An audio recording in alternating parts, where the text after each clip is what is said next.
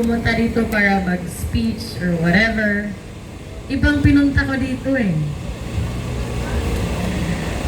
Ano bang pinunta nyo dito?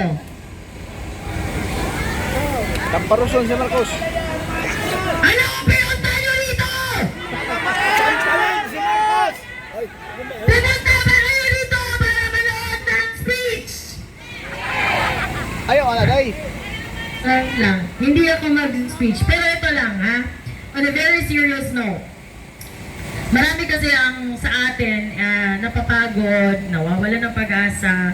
Rally na naman. Wala namang mangyayari. Kukunti lang naman tayo. Wala namang dumarating. Ito lang. Alright? Just a word of encouragement. Hindi madali ang laban na hinaharap natin. So it would be very stupid para sa atin na isipin na mapapanalo natin to agad-agad. Alright? Walang manghihina ng loob. Dahil walang madali sa buhay. Kailangan mong mag-push back, lumaban, show up even when you don't feel like showing up. Okay? Walang mahina ng loob. Walang susuko.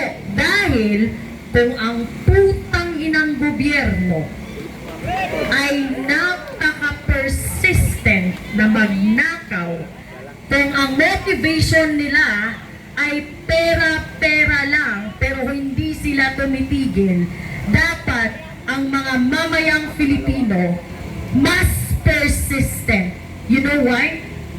Our motivation has nothing to do with money. Our motivation has nothing to do with attention, with doubt, with whatever. Ang motivation natin ay napaka-noble. Kalayaan at kinabukasan ng ating bayan. So walang magsasabi, alam kong nakakapagod, magastos, pero walang magsasabi na another rally na naman. Hanggang may putang inang drug addict na presidente na nakaupo sa Malacanang, walang titigil sa paglabas sa kalsada dahil ang pinaglalaban natin ay hindi pera. Ang pinaglalaban natin ay kinabukasan. We only have one shared future on this shared country. Kaya walang manghihina ng loob. Wow! Maraming salamat, my friend Amor Patrio. Hindi pa rin kumukupas. Walang kupas, mas lalong tumatalas. Ang susunod po nating speaker ay walang iba kung hindi si Retired General Carlos Kita. Mga surprise speaker po ito. Hindi sila nakapag-ready. Colonel Galang, ikaw na sunod. Sinabi ko na sa iyo. Okay. Wala ba tayong mga kamay?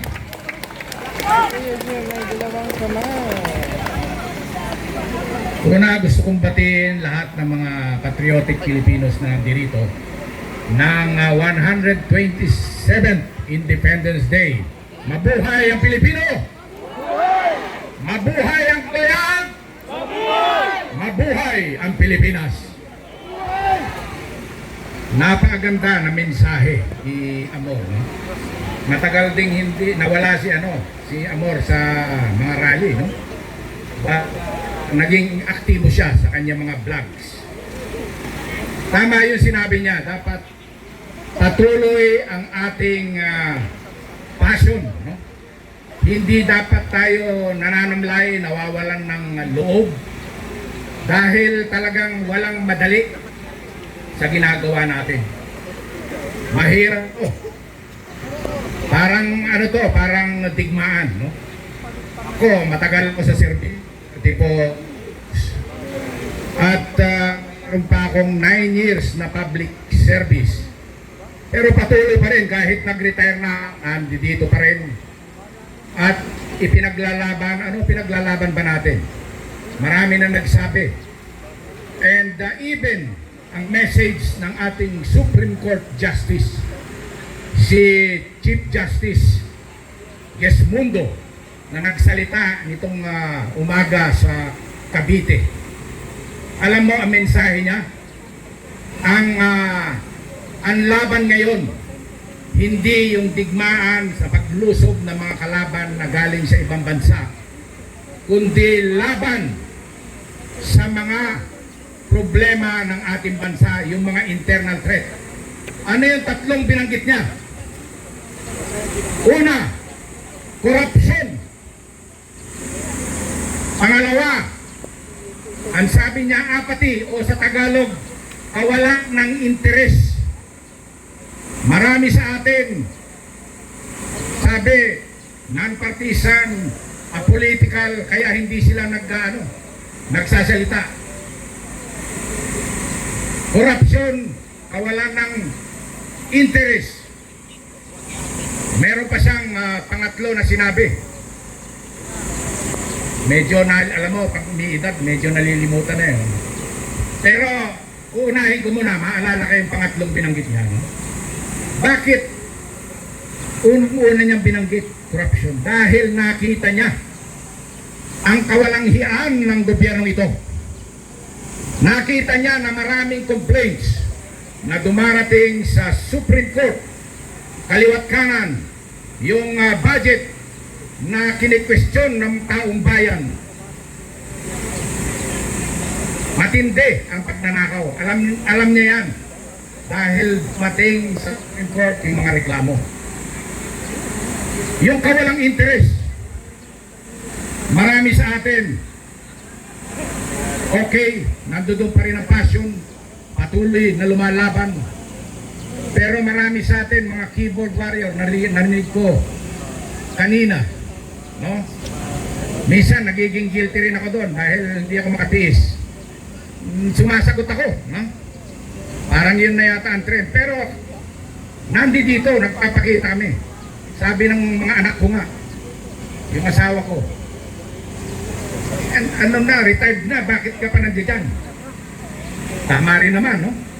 Actually, itong mga nakaraang araw nga, hindi ako naka-attend sa mga activity dahil yung aking anak ay nabalian ng collar bone, no? Nabali. So, inoperahan at kaya nandun ako kagabi, umuwi na. Kaya sabi ko sa mga kasamahan ko, bukas siguradong nandiyan ako. At eto nga, dahil ang ating demokrasya, eto, democracy is dead. Pero nung una ako nagsalita dito, sabi ko, although democracy is dead, may pag-asa pa yan. May pag-asa pa ba tayo? So, kahit democracy is dead, kaya pa rin nating buhayin ito. And gaya ng mga sinasabi ng ating mga nakaraang speaker, dapat patuloy natin itong gampanan. Kahit na dinidemolish nila yung mga nagsasabi ng katotohanan, dapat hindi mawalan ng loob ang ating mga witnesses, yung ating Brave 18, na magkakaroon pa ng additional Brave 14 at additional na Brave 7. Pero tinawag ni Tulpo, ni Mang Kanor, sabi nung sa kabila, no? Na basurero daw at kargadores. Ano masama kung kargadores ka? Marami dito, malapit tayo sa pier. Magandang hanap buhay kesa sa politikong magnanakaw. Tama ba? Tapos sasabihin pa nila, ang kinalulungkot ko, merong isang Medal of Valor awardee na nagsabi pa na hindi yan true Marines. As if siya ang true Marine. kumbaga sitting on his laurel. Hindi porke dati kang awardee, dati kang maraming tinanggap na reward or award sa pagiging serbisyo mo sa military. Hindi ibig sabihin nun ay tama lahat ng sinasabi mo. Walang pwedeng umangkin ng katotohanan. Tayo po, lahat po tayo dito ay katotohanan ang ating gustong makamit. Kaya dapat ituloy ang investigasyon sa Blue Ribbon Committee upang mailabas ang tunay na mga mastermind at ang mga nagnakaw sa Senado at sa House of Representatives. Naniniwala ba kayo sa mga testimonya ng ating Brave 18? Yes! So, supportahan natin sila dahil may plano ang fake na majority na pigilin ang kanilang testimonya. Kaya nga, nagkaroon ng lockdown. Biglang nung makakaroon ng hearing, work from home. Tapos nagsalita si Senator Gatchalian, kakaroon daw ng impeachment hearing sila, no? Sa 18, ewan ko kung matutuloy yun, no? Itong fake majority. So, pero ang duda ko, maaaring humarap lang si VP Sara sa tunay na Senate majority. Sa tunay na Senate, hindi kung ako, hindi ako haharap sa fake na hearing. Harap sa tunay na hearing. Anyway, ito nga 127th Independence Day natin, ipatuloy natin ang laban. Ang tunay na independence ay yung may hustisya. Kailangan kamtin natin ang hustisya at sundin natin katagang binanggit ng ating Supreme Court Justice. Labanan ng korupsyon. Lalabanan ba natin ang korupsyon? Tayo ba'y dapat magkaroon ng interes? Mabuhay